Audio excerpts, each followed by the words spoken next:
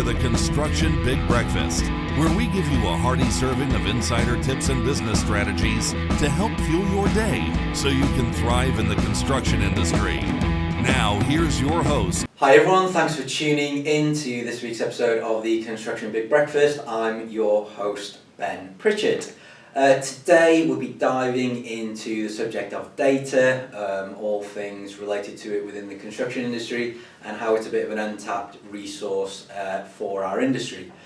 Joining me today for our podcast is our special guest, friend and colleague, our senior consultant here, Vinayak.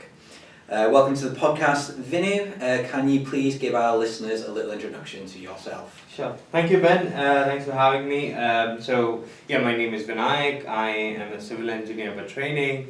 Did a master's in construction economics after that, and I've been working with Invennt for about 7 years now. We've been doing a lot of things around data over the years. We're now looking to help the industry move forward and make better use of existing data sets within the businesses that are actively participating in the sector, but also trying to see what other data could be brought in to make more insights and more knowledge and wisdom out of it to make effective decision making. So that's the aim of what we intend to do. Yes. Yeah, and the aim of today is to stop just talking between us, right, and to actually share and hopefully help some people understand why we talk about it so much. Exactly. But obviously, before we get into all that, Vinu, the key question of every podcast: what did you have for breakfast today?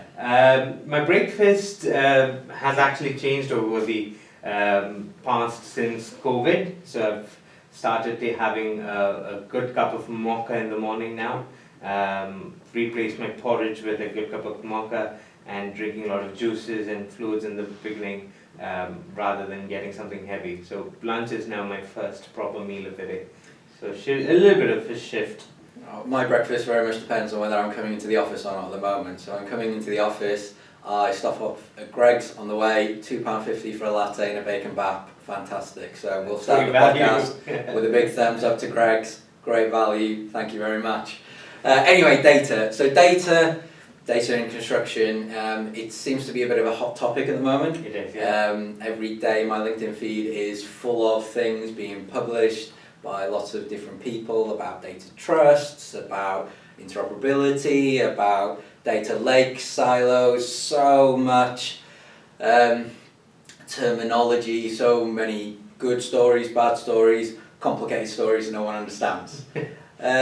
But if we try and sort of distill that down, I guess, to our key message, what we're trying to get across, it's all about essentially it's a resource we're not using, isn't it? Exactly. So data is an asset like every other asset a company has. It's about maximizing the utility of that asset and managing that asset efficiently and knowing that data is an asset in the first place. And as you rightly said, everyone's talking about it and there's all so many buzzwords around it, AI, machine learning. But the point is, do we need to do all of that or are we getting our foundations right? Are we doing it right? Do you have a strategy around data? Are you thinking about it strategically as an asset and what you can derive out of it? And then decide on what you do with it, how you make decisions faster, better, and more efficiently, rather than just trying to incorporate all the buzzwords and just talk about stuff that you might not use for another 5-10 years.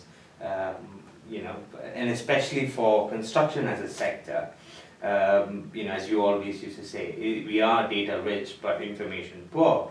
There is a lot of data, there is a lot of siloing of data and repurposing of data and things like that, which is not probably the most efficient way of doing things. But then that all stems from the fact that there is no overarching data strategy or overarching perspective of what to do and how to do it. A lot of it might be on the lack of awareness, lack of knowledge, but probably also to do with being scared of investments. Again, we know that there is not a lot of capital lying around within the industry for investment, but also a lot of focus has also been on things like BIM and things which are at project level rather than using information for effective decision making at enterprise level. And I guess that the data strategy it boils down in some ways, the essence of it is why. Why are we measuring? Why are we collecting that data, and what are we going to do with it? Correct. And that is the question we rarely ask. It's especially at project level, I guess. You know, I'm sure back in the day when you were on projects, same as I was, we'd have a raft of KPIs, yes, a raft of things to measure. But what were the insights we were really gathering from that? You would probably be filling in reports.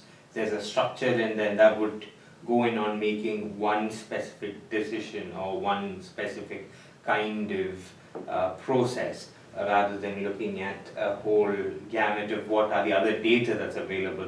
Can we make more better decisions, or can we get some insights that might enable better decision making? Because there's always been data collection at project level, right? For construction per se, whether it be for planning, quality, health and safety. But the issue is, take health and safety data for example.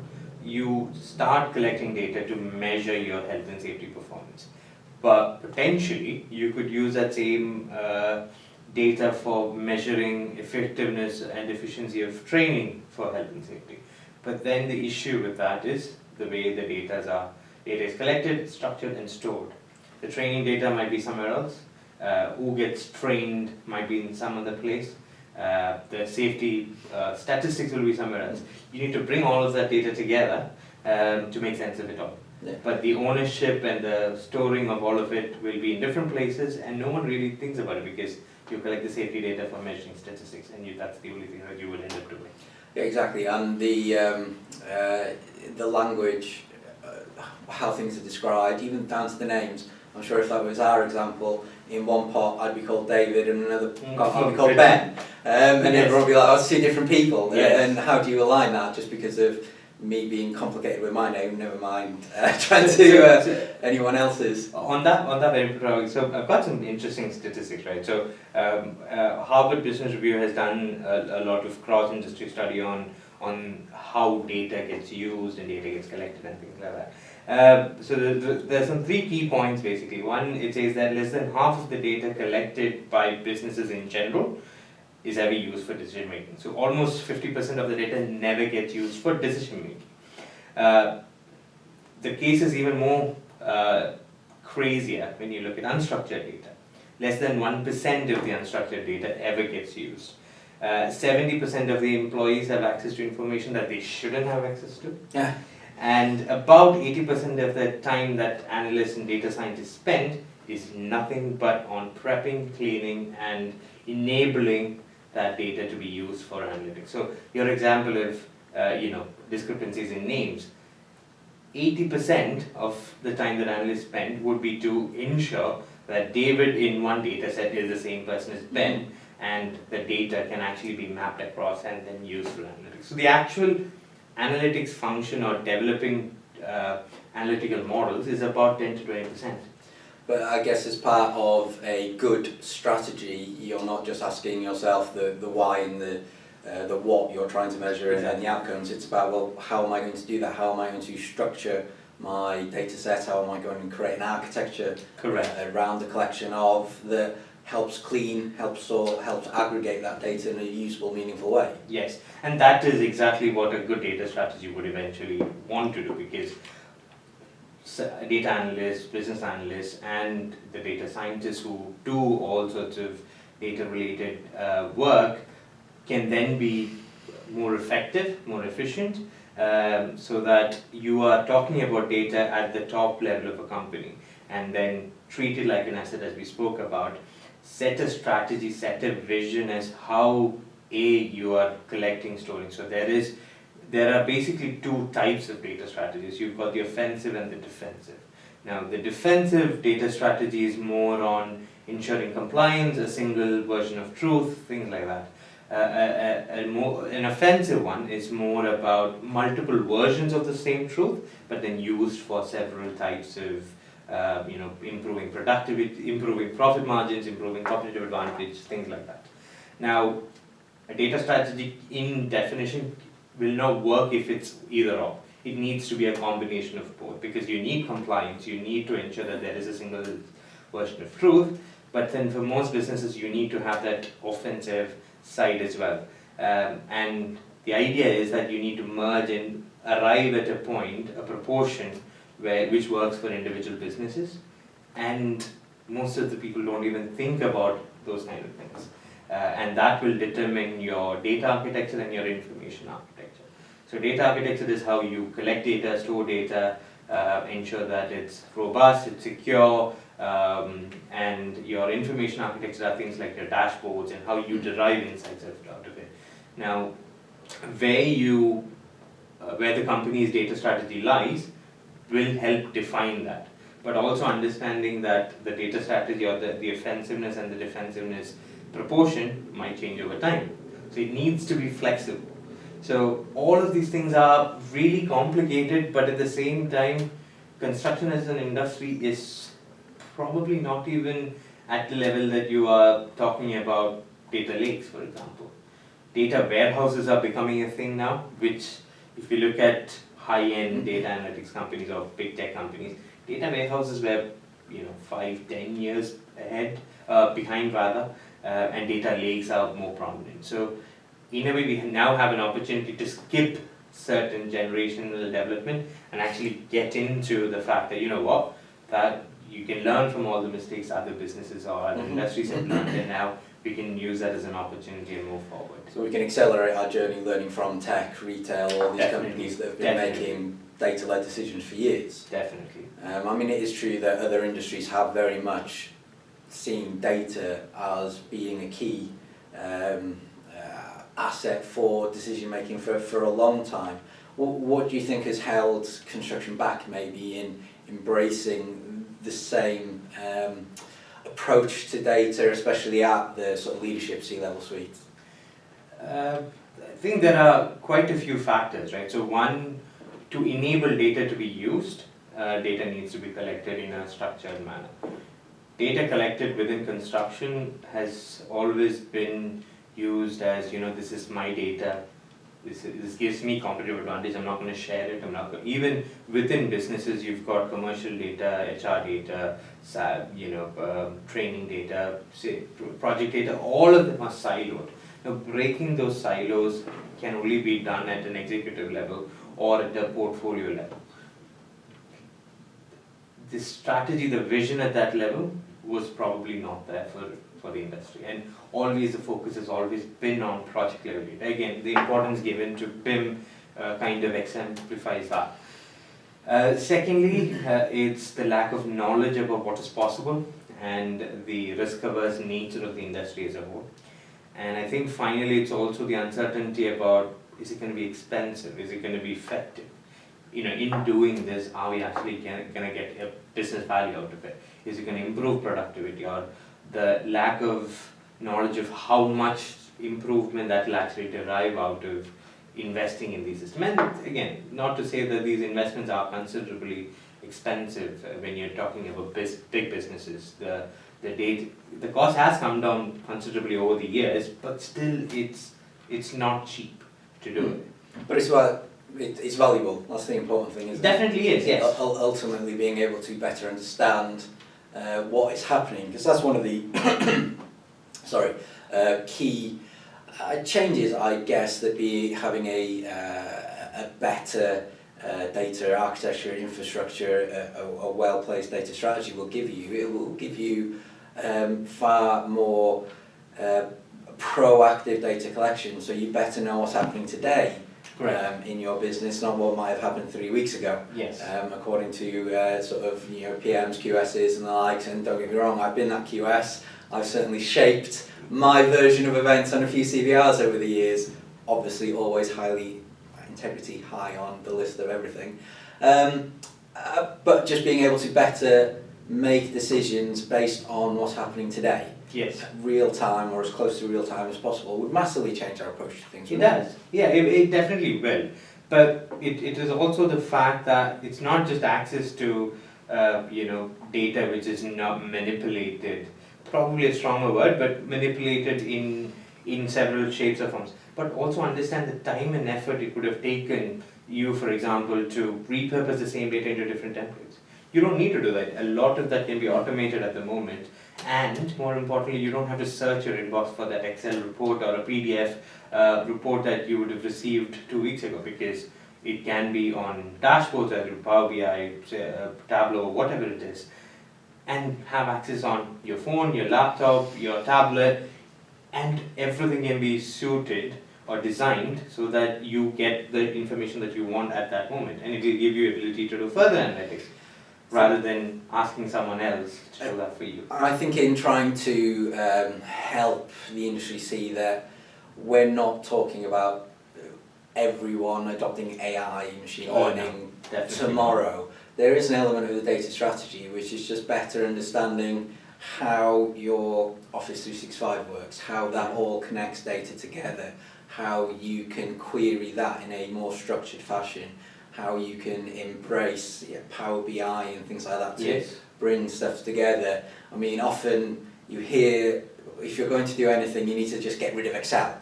That's not necessarily true. No. It is maybe not the best tool, but at the same time, for our industry, it's potentially a good starting point for certain things. It's a great thing that you brought up Excel. It's a good thing Shubham's not here. We are all big fans of Excel, and again, Excel has been probably a boon for the industry in making sure that we do some level of analytics.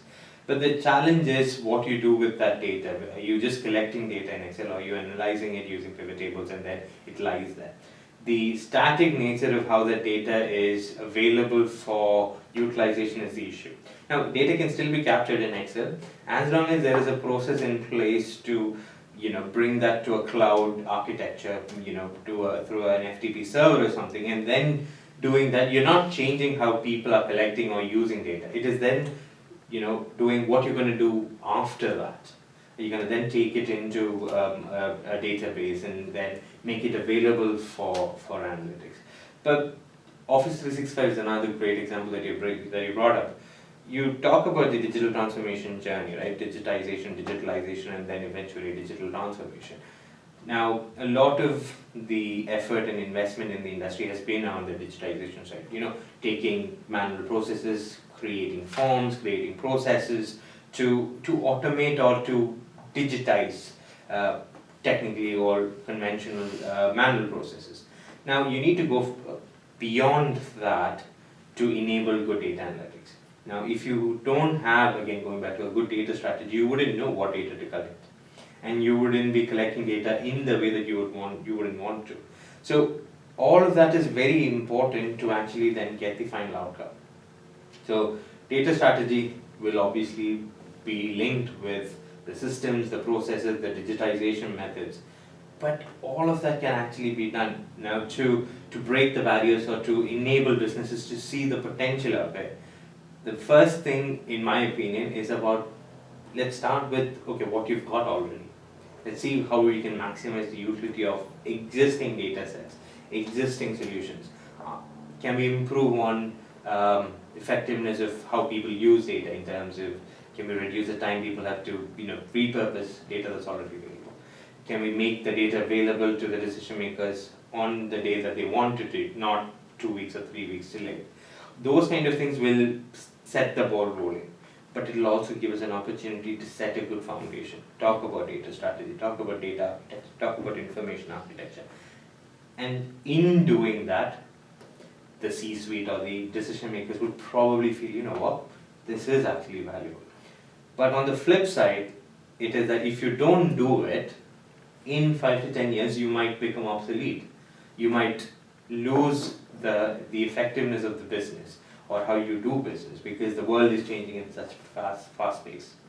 So there are two sides to the coin here. So one is, yes, do what you can to prove the effectiveness and the efficiency of good data analytics and all the necessary technological requirements required for that. But also about, what if I don't do it? The risk is incredibly high, and that should probably be the domino that should hit the point. Yeah, if you don't change, if you don't evolve, you're going to be left behind. Yes. And once you start embracing data, I guess it's fast-paced, potentially, the change. Yes. And that might be the difficulty. And that's, again, going back to a strategy. It's about understanding your journey. Correct. Over the next 2, 5, 10 years, potentially, about how you start measuring different things, how you start sort of bringing it together, and what impact that has today you might not know. Right. But tomorrow it could completely transform what you're bidding for, what Yes. work you're doing, how Yes. productive you are, and ultimately hopefully improve your profit margins. Definitely. And it's about that journey, right? It's about understanding that it is a journey.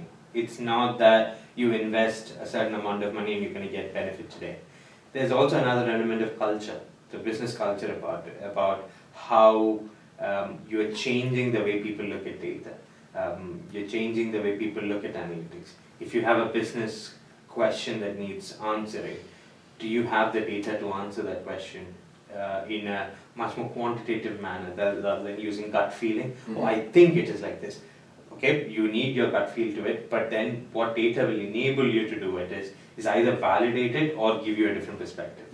Using gut feel is as important as having data, but then not just using either one of them in its own is probably less efficient and could actually bring things like biases into the picture, and then probably lead you to making different decisions. And I guess that in some ways that's the interesting thing of how you use your data, because context is important. Very much. And context is sometimes difficult to not be biased. Yes. So how do you, again, I get, the culture, it's easy with a data strategy, a digitalization strategy, all of these things that you sort of hear and are thinking maybe of starting your journey with in the industry, or you might be sort of ahead of the curve and you think you've already got yourself a little data lake for your organisation. But how do you help people learn the cultural change that's needed and help them understand that, trust the data, collaboration improves, trust the data, your procurement will improve, trust the data, everything is better, or trust the data and see actually my business isn't as healthy as I thought it was? That's probably one of the most difficult questions that get asked about how culture can impact, because it's the same culture that you need to do to collect the right data. Now, if you're not collecting the right data, then everything else falls.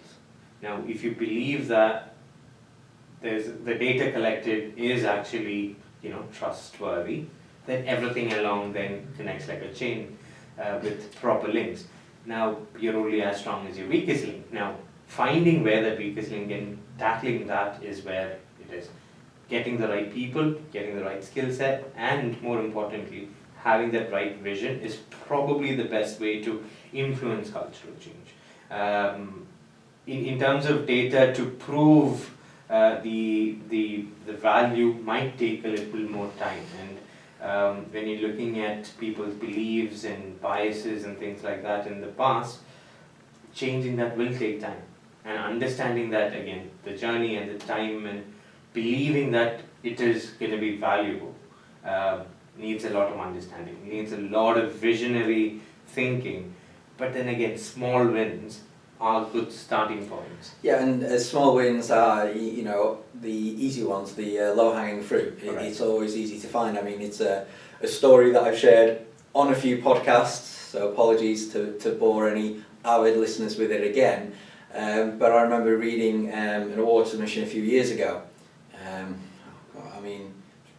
4 years ago now probably. It was about an organisation who looked to amalgamate all of their maintenance data, try and understand better, because everything was very much, here's a job, here's a job, here's a job. There was no overarching, let's bring it together and look for trends. Sure. And as soon as they started looking for trends, they found that they were spending about £25,000 per annum replacing loo roll holders. Because they just poor design in the end. They hadn't thought about the end user, the old people's homes, and it was being used to help get up and down. Right. So it was being ripped off all the time. But because it was only, a maintenance man for a couple of hours and a £10, it wasn't being picked up. But then as soon as you're amalgamating all that data, what a great small win. You've justified most of the capital expenditure on the project straight away. On just that, never mind everything else that they found. Yeah. But it is amazing the little things that you can find once you start looking at things in the totality. And this is where the whole idea of big data comes in, right? conventional data analytics functions, and big data is different, right? Big data is where you look for questions and answers.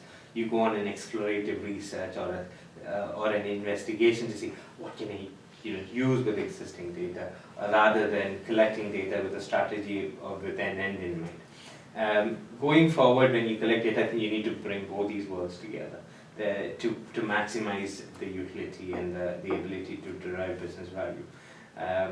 But also the fact that there are so much advancements. Going back to the point of, can we actually skip technology generations? There's a lot of push for IoT devices, so things like sensors, things like information gathering equipment, which might help in making effective decisions for facilities management.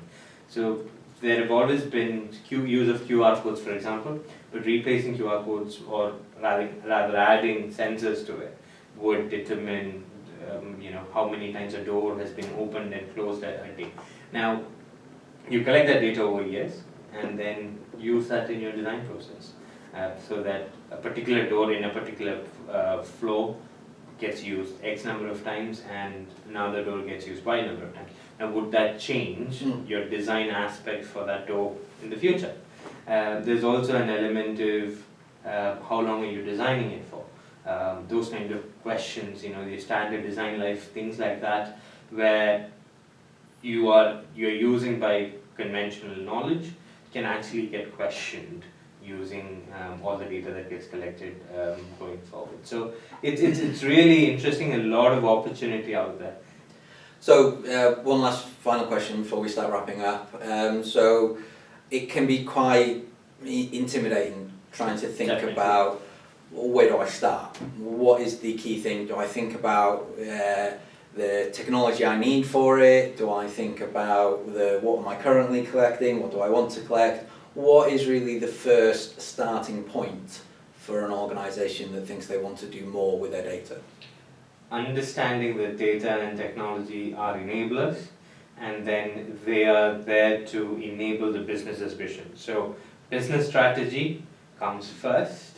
Data strategy has to be aligned with business strategy. So where does the business want to grow to? Are you looking to improve in your turnover? Are you looking to improve in your bottom line? Are you trying to improve your customer satisfaction? Are you trying to reduce quality defects or whatever it is? So the strategy of the business is what will drive the data strategy to enable that. And then your technology stack and everything are to enable all of this. At the end of the day, it's about people. It's about people using these technology to make better decisions, faster decisions, to make sure that that business vision is realized at a faster pace, at a better pace, and to ensure that you are competitive in the marketplace. So it is about understanding your business strategy a bit more, and how you want to set the culture and everything that hangs around the business strategy. So so data strategy, tech strategy, everything comes out of that.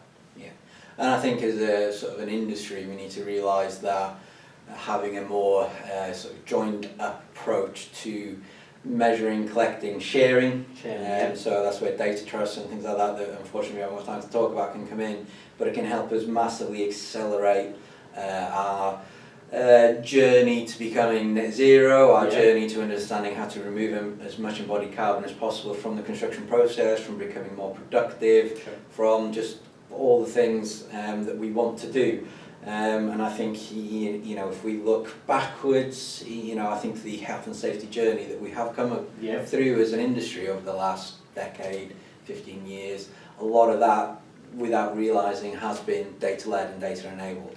Without understanding what was happening, when it was happening, or why it was happening, we wouldn't be as safe as we are today. So it can certainly show the industry how data can transform what we do for the better.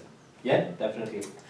So on that note, let's wrap up this conversation today. As always, Vinny, a very insightful, enjoyable conversation around data. I'm sure we'll spend the next couple of hours in the office talking about other things as well. So you never know, there might be a second episode later in the year. For anyone who's interested in learning more about data strategies, business strategies, or just having a more general conversation around data, have a look in the bio for today's episode. There'll be links to our websites. We'll put Vinayak's contact details in there. Or if you agree, disagree, or want to share your opinion on data, please do get in touch and we'll get you on the podcast to discuss. Please make sure that you like, subscribe and share today's episode, and I look forward to hopefully seeing you again next time. Thank you very much. Thank you. Bye.